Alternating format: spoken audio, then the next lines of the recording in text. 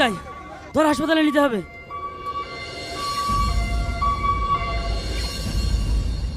এই Mofizul, ward boy কই? এই রুমটা পরিষ্কার করতে বলো।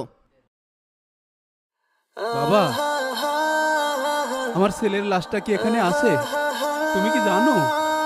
এখানে তো অনেক রুগী আসছে। আপনার ছেলের নাম কি? ওর নাম মুগ্ধ। একটু দাঁড়ান, আমি চেক করে বলছি। মুগ্ধ মুগ্ধ মুগ্ধ সাকিব। না না না, মুগ্ধ নামে কেউ নেই এখানে। বাবা, একটু ভালো করে খুঁজে দেখো না। এমনিতেই ব্যস্ত আছি। আচ্ছা আচ্ছা, দেখছি দেখছি। আচ্ছা, আপনার ছেলের গায়ে কি পরা ছিল? ওর পরনে একটা জিন্সের প্যান্ট আর গায়ে ধূসর রঙের একটা টি শার্ট পরা ছিল।